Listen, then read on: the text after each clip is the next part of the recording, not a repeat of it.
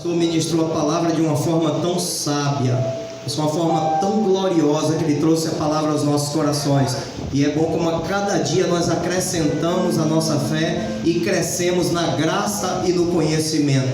Louvado seja Deus. Então não podemos perder a oportunidade de estar na casa do nosso Deus. Amém? Glória a Deus. Vamos abrir a nossa Bíblia em nome de Jesus. Carta do apóstolo Paulo, escrita à igreja em Filipos. Glória a Deus. Aos Filipenses, capítulo de número 2. Alguns irmãos irão ceiar. A pastora vai fazer providencial o pão agora. A princípio eu tenho só a irmã Lúcia. A princípio eu só tenho a irmã Lúcia, Bruno, irmã Ruth e irmã Silvanda. Então, 4 pessoas. Obrigado. Amém, meu pastor. Glória a Deus. Filipenses capítulo de número 2. Glória a Deus. O versículo de número 6 a seguir. Glória a Deus.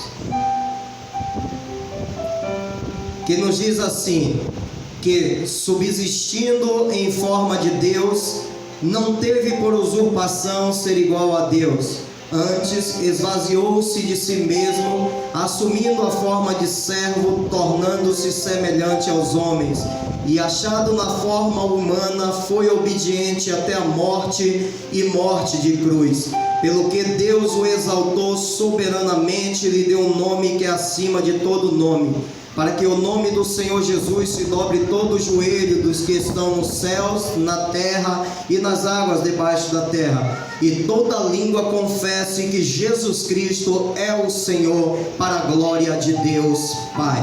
Amém? Glória a Deus. Que o Senhor permaneça conosco e fale conosco pela Tua palavra, em nome de Jesus Cristo. Podem tomar o seu lugar, em nome de Jesus. Glória a Deus. Eu recebi o convite para trazer a palavra do Senhor para a amada igreja do Senhor. Sei da responsabilidade que isto é. E eu orei a Deus, perguntando a Deus qual seria a palavra que eu traria nesta noite para abençoar a sua igreja, para os nossos corações. Amém? E o Senhor me deu esse texto de Filipenses capítulo 2, versículo 6 a seguir, essa leitura gloriosa que nós fizemos. E o tema que o Senhor colocou no meu coração foi esse: foi por mim e por você. Amém? Glória a Deus. Foi por mim e por você. Mas antes de nós tratarmos deste texto, eu gostaria de voltar lá no princípio e trazer algumas lembranças para a nossa mente, para que nós saibamos a grandiosidade do operar e do agir de Deus em nossas vidas. Eu gostaria de lembrar a igreja do Senhor, que é conhecedora da palavra, que lá no Antigo Testamento o povo de Deus era separado. Deus chamava o seu povo como um povo peculiar, era um povo particular seu. E eu me lembro bem que o governo exercido sobre o povo de Deus era o governo do próprio Deus, era um governo teocrático, era o governo de Deus sobre o seu povo, e ele os liderava e os direcionava sobre o caminho que eles deveriam caminhar e trilhar nas suas vidas. Mas eu observo que a palavra do Senhor nos diz, quando o povo, eles olhando para as nações vizinhas, eles perceberam que todos eles tinham um rei, um líder que iam adiante de si. Então eles pediram que eles também queriam ter um rei. Porém Deus tinha dito para eles que eles eram uma referência para as demais nações. Eles não deveriam copiar aquilo que as demais nações faziam ou queriam, ou da forma como eles andavam, mas eles deveriam ser referência para os outros. Mas quando eles pediram um rei, e a Bíblia nos diz que Samuel se indignou grandemente com isso, mas o Senhor Deus, ele disse: olha Samuel, não é contra ti, não é com você, é contra mim, então deixa comigo. É interessante que a partir dali deixou de ser um governo teocrático e passou a exercer a monarquia. O povo de Deus agora era liderado por reis, eram reis que estavam na frente do seu povo, direcionando o seu caminho e como e de que forma eles deveriam trilhar. E nós sabemos que Saul foi o primeiro rei do povo de Deus da história de Israel. Logo em seguida, Davi, ele governou o povo, e para mim, o maior rei da história de Israel, o rei Davi, um grande homem de Deus, que governou com muita sabedoria, um homem que era segundo o coração de Deus. Porém, o governo de Davi passou, e Salomão se assentou sobre o trono e começou a ter a direção do povo. A Bíblia diz que Salomão foi um homem mais sábio que já existiu nesta terra, aquele homem que pediu sabedoria a Deus, e Deus lhe deu sabedoria como também riquezas, e ele abrangeu seu reinado por muitos lugares, de forma que a sua fama chegou em várias partes do mundo.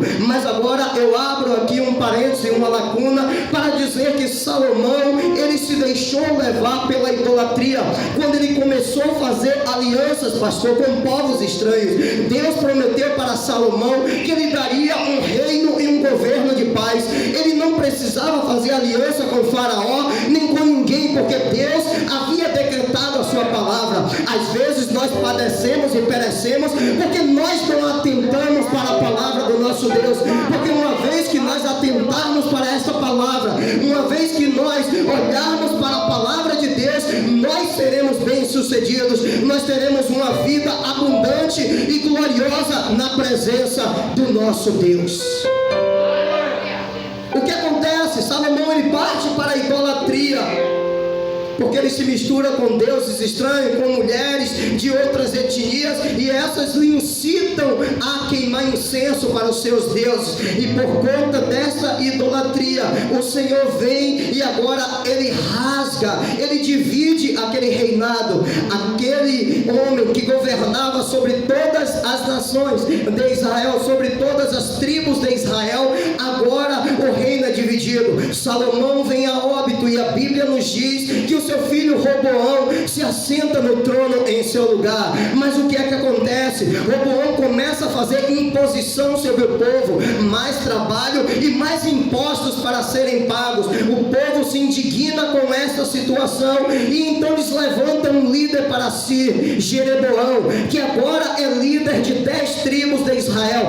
O reino agora se divide: reino do norte e reino do sul. Reino do norte com 10 tribos, e reino do sul com 2 tribos, que era Benjamim e Judá, que era Jerusalém. Agora havia uma divisão: reino do norte, que era Israel, cuja capital era Samaria, e o reino do sul, que era Judá, cuja capital era Jerusalém. Agora se dividiu, e o que acontece é que agora cada um deles tem o seu próprio entendimento na sua adoração, como deveriam adorar Deus, de que forma deveriam edificar os seus altares. E quando nós lemos essas histórias da Bíblia Sagrada, ficamos perplexos, ficamos maravilhados com o conteúdo delas, porque o povo agora segue uma linha em que Judá, a todo tempo, mesmo vacilante, eles tentam conservar a palavra de Deus em sua vida.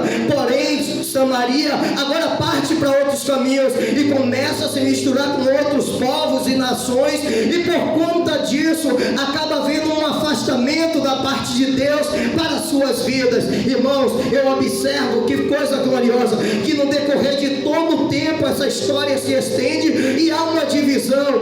Aqueles que outrora eram irmãos, aqueles que outrora faziam parte da mesma família e da mesma linhagem, agora se tornam, meu pastor, inimigos, se tornam indiferentes por conta das suas ideologias e por causa de uma mistificação, ou seja, por causa de uma ideologia onde as pessoas se misturavam, e agora cria-se ali um protocolo entre eles.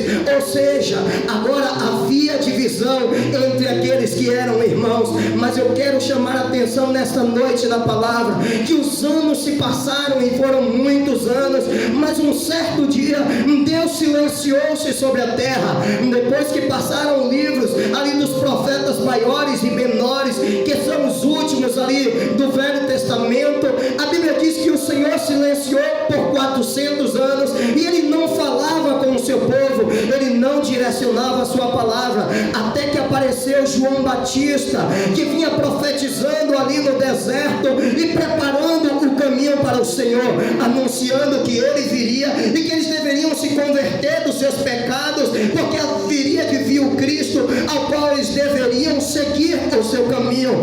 Glória a Deus. Quando eu vejo João Batista anunciando, e que logo nós percebemos nos escritos o nascimento deste que estava profetizado, que é Jesus Cristo, o justo, o Senhor, o Messias, o ungido, o enviado pelo Senhor para salvar e remir a humanidade. Irmãos, meus amados, Jesus vai crescendo na graça e no conhecimento, e quando completam-se os seus anos, que agora ele tem liberdade para anunciar e propagar o reino de Deus, para pregar as verdades, Jesus começa a mudar alguns caminhos e algumas diretrizes que outrora as pessoas tinham como uma verdade absoluta sobre as suas vidas. As pessoas pensavam: não é assim, é do meu jeito, é da forma que eu penso. Mas agora o Deus Todo-Poderoso, ele começa a trazer um reino de amor, um reino de paz, um reino de justiça, um reino que quebra indiferenças e que une ao invés de espalhar.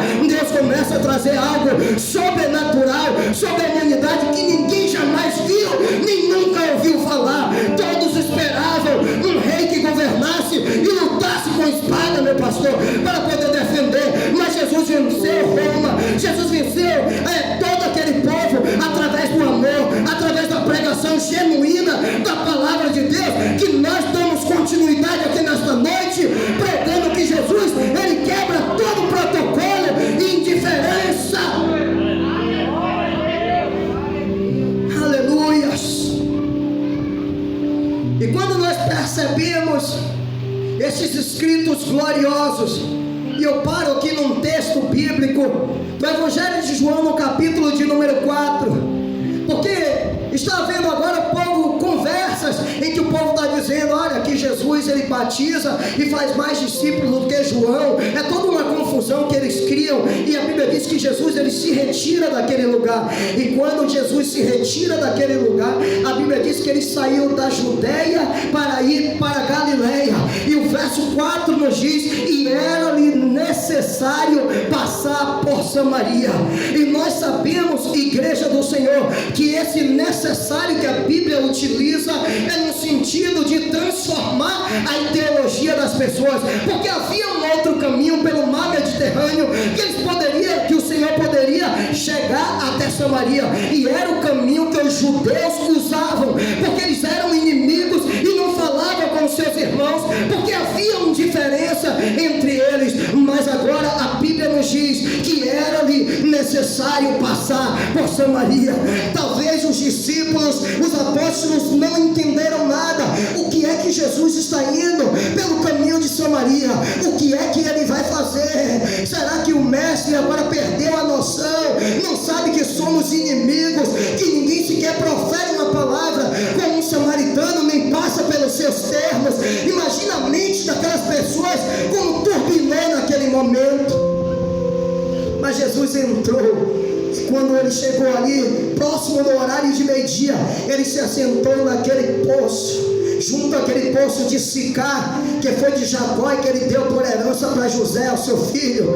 Aleluias, que os seus rebanhos beberam daquela água e que eles usufruíram por muito tempo. E era o horário de meio-dia, e a Bíblia nos diz que veio uma mulher até aquele poço, e quando aquela mulher encostou e que ela percebeu aquele homem sentado, pelas suas vestes ela logo percebeu que ele era judeu, e certamente ela começou a pegar a sua água e olhando para Jesus meio que atravessado. E a Bíblia nos diz que aquela mulher tirando água, e Jesus de repente disse: mulher, dá-me de beber. Isso aqui é muito forte, porque Jesus agora olha para aquela mulher e pede água para beber, e aquela mulher olha para o bom mestre e disse: como tu, sendo judeu, e eu mulher samaritana, e tu me pede de beber? Aí Jesus olha para aquela mulher e disse: mulher, se tu conheceras o dom de Deus, e aquele que te diz dar-me de beber, tu é que me pediria, e eu lhe daria da água da vida. Aleluias, aleluias. e você está com sede, não se preocupe, porque Ele está aqui e Ele te dá água para beber. Aleluias. Aquela mulher parece que ela é irônica, porque ela diz para Jesus: tu não tem nem vasilha para tirar água, como é que o Senhor vai me dar água para beber? Aleluia. Jesus disse: qualquer um que beber desta água tornará a ter sede, mas aquele que beber da água que eu lhe der nunca mais tornará a ter sede, mas antes se transformará em um rio e jorrará para a vida eterna. A mulher disse: então, Senhor, me dê desta água, para que eu não tenha mais que vir aqui a este poço para tirar água. Era difícil para aquela mulher, horário de meio-dia, ela era repudiada e ela tinha que tirar água ao meio-dia, o sol quente. E ela disse: então me dê desta água, para que eu não tenha mais que voltar a este lugar. E Jesus, ele disse para aquela mulher, disse assim: olha, vai lá, chama o teu esposo e volta aqui a este lugar. E ela disse: Senhor, eu não tenho um esposo.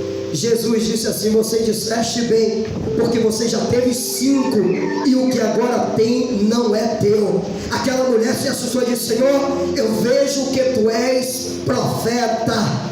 Aleluias. E eu também sei que o Cristo há de vir para poder nos anunciar tudo o que nós precisamos ouvir. Jesus disse: eu sou o que falo contigo. Aleluias. Ela disse: eu bem sei, mestre, eu bem sei, Senhor, que vocês adoram ao Senhor em Judá, em Jerusalém, porque dizem que lá é o lugar, e nós adoramos aqui neste monte. E Jesus disse: chegará a hora, e agora é, em que vocês não adorarão nem lá em Judá, em Jerusalém, e nem aqui neste monte, mas os verdadeiros adoradores adorarão ao Pai em espírito e em verdade, porque estes são os tais que o Pai procura, porque Deus é espírito, e importa que todos que o adorem em espírito e em verdade. Aleluias. Aquela mulher ficou maravilhada em ouvir aquelas palavras, e aquela mulher agora estava tendo a sua vida transformada. A barreira de acepção, olha, tu és judeu, eu sou samaritana, há uma inimizade. Jesus agora está quebrando essa barreira. Aquela mulher sai e entra em Samaria, e a Bíblia diz que depois, quando os discípulos chegam e que Jesus vai caminhando, que vai chegando nos territórios de Samaria, já há um alvoroço lá, porque aquela mulher começou pregando e dizendo: olha, eu tenho achado aquele que me disse tudo a respeito da minha vida, e ele é o Cristo, ele é o ungido, ele é o Senhor, ele é o Messias. E aquela mulher propagou aquela palavra: outrora não sei, já teve 5 maridos, o que tem agora não é seu. Eu não sei de que forma aquela mulher vivia, eu sei que não era boa a sua história, mas eu sei que o Senhor também ele vem para mudar a nossa história. E aquela mulher agora era uma missionária, uma evangelista, uma anunciadora do reino de Deus. E quando Jesus entra naquela cidade, aleluia, que Jesus entra pregando e falando da sua palavra, aqueles homens pediram que Jesus ficasse mais 2 dias na cidade de Samaria, e Jesus ficou. E ele olhou, aqueles homens olharam para aquela mulher e disseram: olha, mulher, agora já não cremos, aleluia, na sua palavra, mas temos visto que ele verdadeiramente é o Cristo, é o Salvador do mundo. O povo de Samaria foi transformado, aleluia, pela palavra de Deus. Aquela barreira, aquele protocolo estava sendo quebrado, pois o Senhor ele veio para poder quebrar toda a barreira de acepção.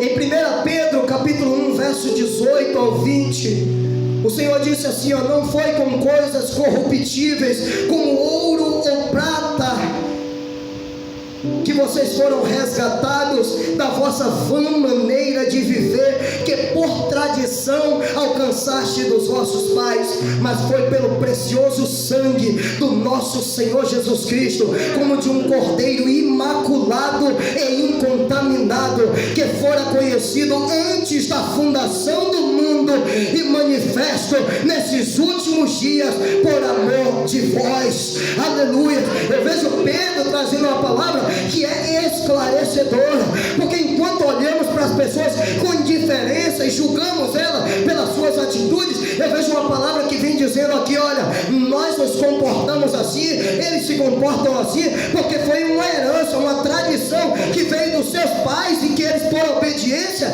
eles seguem até o dia de hoje. Mas a palavra agora está esclarecendo que eles foram resgatados, aleluia, foi pelo precioso sangue do nosso Senhor Jesus Cristo.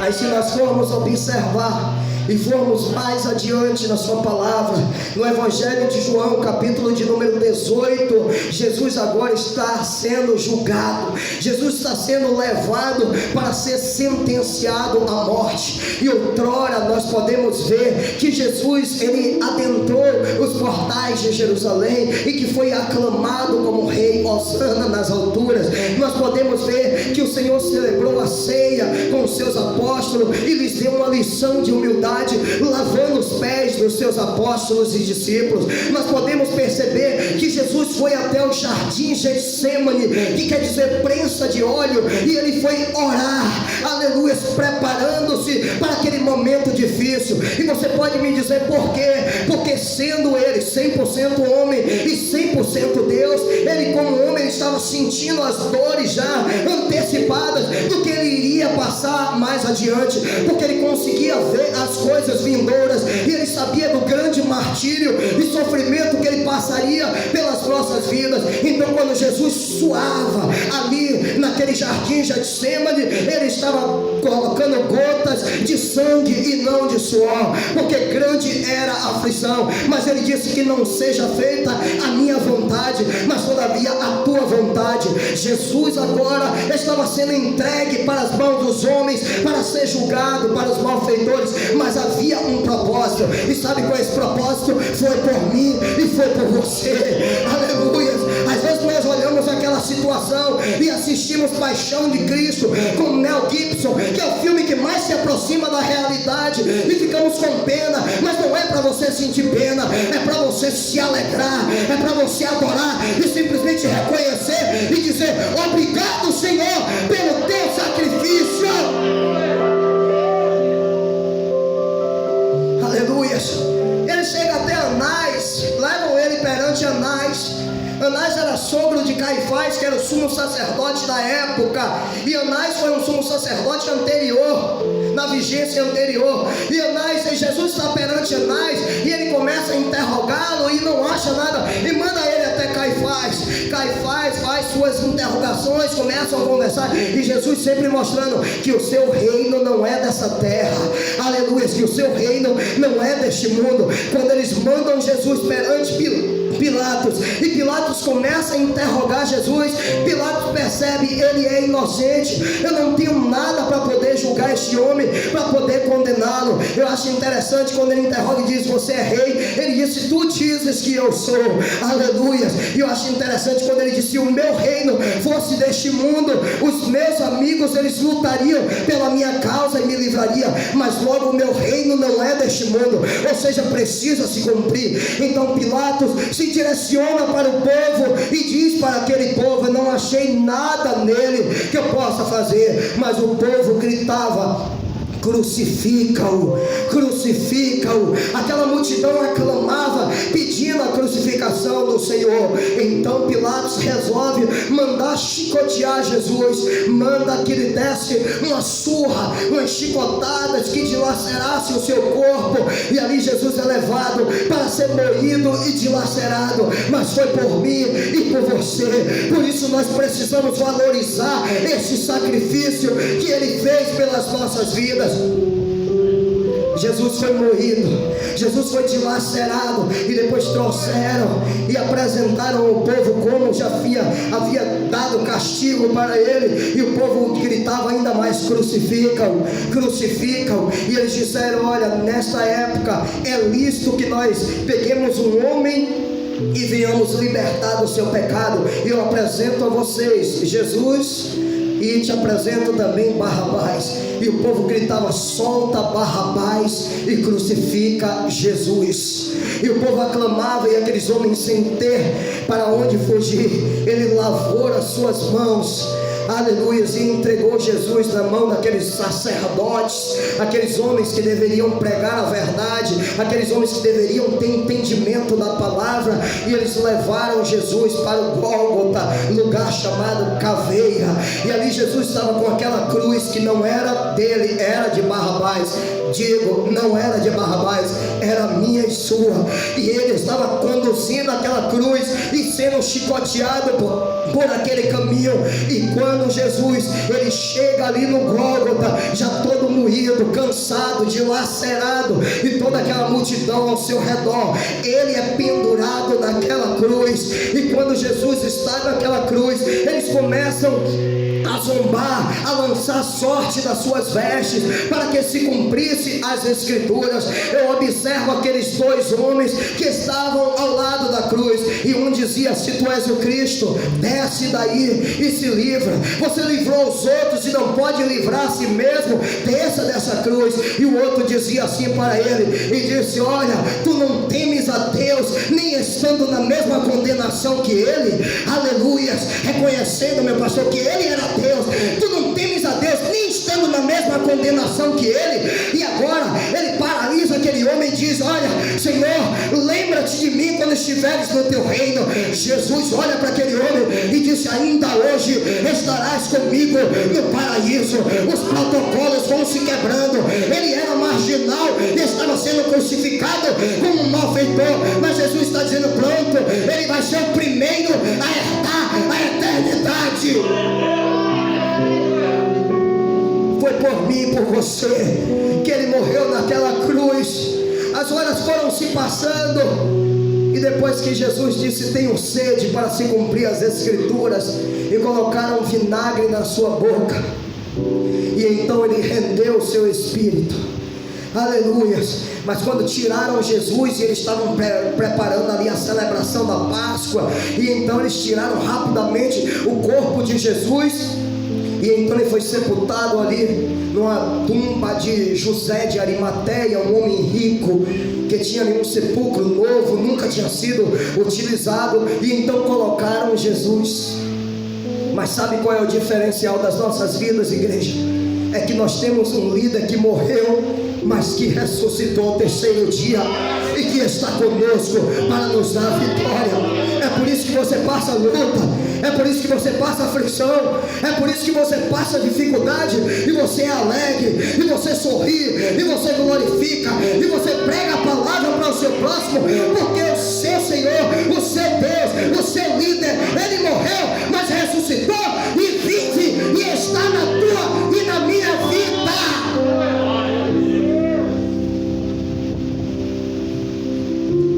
Quando aquelas mulheres correram ao sepulcro procurando por Jesus, e disse: olha, o mestre, ele não está aqui, ele já ressuscitou. Aleluia. Eu acho interessante aquela tradução que diz: por que procurais entre os mortos aquele que vive? Jesus Cristo não está aqui, mas ele já ressuscitou, e ele nos deu a oportunidade de vida eterna. Entenda isso, igreja. Foi por mim, foi por você. Não baixe sua cabeça. Momentos difíceis vamos passar, aflições, está escrito: no mundo tereis aflições, mas ele disse: tende bom ânimo, eu venci o mundo. Não baixe a sua cabeça, você é um vencedor, independente da situação que você venha viver, você é um vencedor em Cristo Jesus. Aleluias. Efésios, capítulo de número 2, o versículo de número 8 e 9. Está escrito assim: pela graça sois salvos, mediante a fé. E isso não vem de vós, é dom de Deus, não vem das obras da carne, para que nenhum homem se glorie. Nós somos salvos pela graça. Tem muita gente olhando para as nossas vidas e dizendo: eu lhe conheço, você não merece. Eu conheço o seu passado, mas o nosso passado já foi sepultado, o nosso passado já foi aniquilado, e nós fomos salvos pela graça. O que é graça? É favor não merecido. Nós não merecíamos, mas Ele fez por mim e por você. E nós somos salvos por esta graça, mediante a fé. Quando nós expressamos a fé nele, nós temos a salvação. E por isso que Paulo escreve aos Romanos, e ele nos diz essa palavra: se com a tua boca confessarmos o Senhor Jesus, e em teu coração crer que Deus ressuscitou dentre os mortos, serás salvo. Porque com a boca se faz confissão para a salvação, mas com o coração se crê para a justiça. Então a salvação é mediante a graça, aleluia, pela fé que nós expressamos o Senhor. E isso é dom de Deus, não vem de nós, não procede das nossas obras. Então você é salvo porque Jesus te amou e me amou. Então erga a cabeça e glorifique o nome do Senhor Jesus. Hebreus capítulo 12, o verso 15, na parte A, está escrito que ninguém se prive da graça. É interessante este texto, pastor, porque muitas pessoas se privam da graça quando começam a trazer as suas ideologias, os seus rudimentos, quando começam a implantar os seus dogmas e privam o seu público, os seus membros, a sua membresia, de viver a graça de Deus, que é o favor não merecido.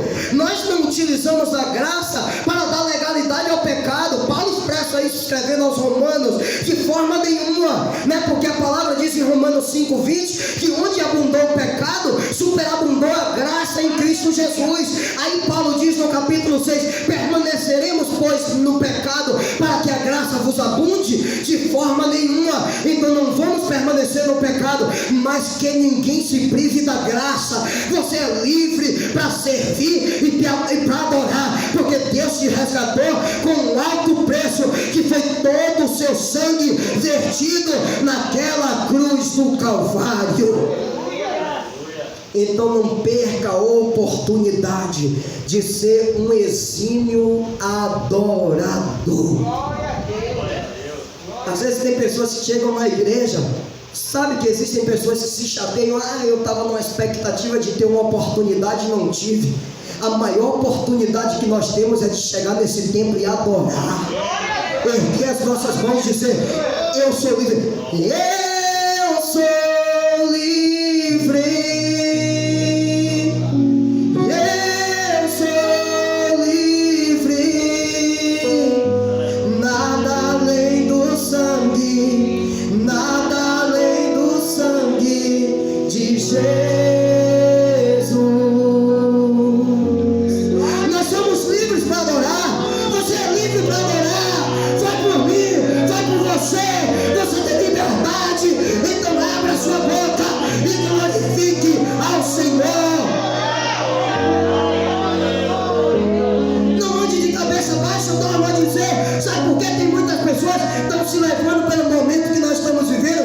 Sabemos que é mister que aconteça. Eu creio que o pastor foi muito feliz quando falou hoje pela manhã, porque as pessoas dizem: não, Deus não permitiu, toda essa situação está vivendo e tal. Nós podemos olhar os julgamentos que já houveram na Bíblia Sagrada, e na época de Noé, só entrou Noé e sua família na arca, e toda a terra foi sentenciada por conta do seu pecado. Lá, quando o povo saiu de Sodoma e Gomorra, a mesma situação, apenas alguns foram resgatados e outros pereceram pelo seu pecado. Então hoje nós temos a oportunidade de adorar ao nosso Rei. Nós somos livres, igreja, entenda isso. Romanos 8, primeiro: portanto agora nenhuma condenação há para os que estão em Cristo Jesus, que não andam segundo a carne, mas segundo o Espírito. Você tem liberdade, então ande de cabeça erguida, mesmo desempregado, mesmo que lhe falte alguma coisa, ande de cabeça erguida, porque o mundo não vai entender. A tua alegria é permanente, a paz que você tem é permanente e habita dentro da sua vida.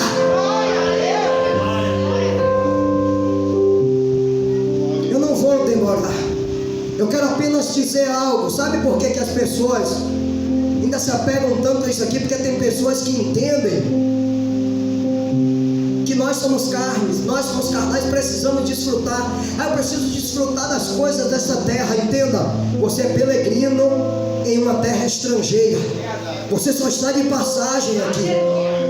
Quando eu tenho um entendimento que eu sou espírito e que eu possuo uma alma e habito em um corpo, logo vou entender: eu não sou deste mundo, eu não sou desta terra. Aqui é apenas um estágio esse para me qualificar e para que eu possa edificar outras vidas para estarem aptos a habitar na eternidade.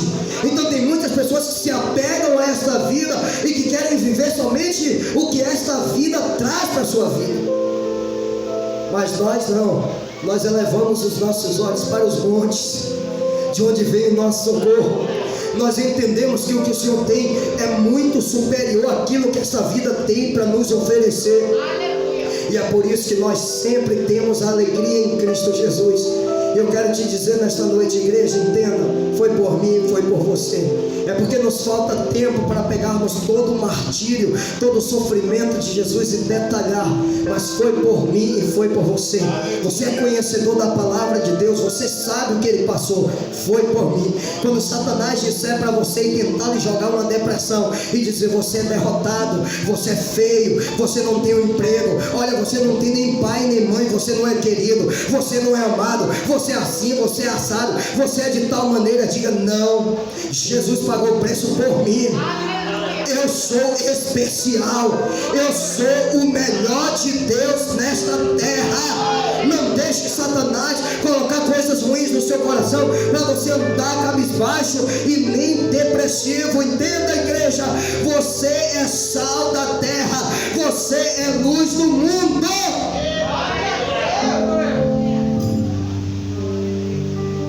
Eu vou fechar a mensagem com este texto do Sermão da Montanha, capítulo 5 de Mateus, quando Jesus disse assim: olha, bem-aventurados sois vós, quando vos injuriarem e mentindo disserem todo mal contra vós, exultai e alegrai-vos, porque grande será o vosso galardão no céu, porque assim perseguiram os profetas, vossos pais, que foram antes de vós. Aí ele disse: vós sois o sal da terra, e se o sal for insípido, com o que se salgará? Para nada presta, senão para ser lançado no chão e ser pisado pelos homens. Vós sois a luz do mundo, e não se pode esconder uma cidade edificada sobre o monte, nem se acende um candeeiro e se coloca debaixo do alqueire, mas antes no velador, para que traga luz sobre todos que estão na casa, e a vossa luz resplandeça, e todos possam ver as suas boas obras e possam glorificar ao vosso Pai que está no céu. Você é sal da terra e você é luz do mundo. Então erga a tua cabeça, porque tudo que Jesus passou foi por mim e por você. Deus te abençoe poderosamente, em nome do Senhor Jesus Cristo. Pastor Gentil.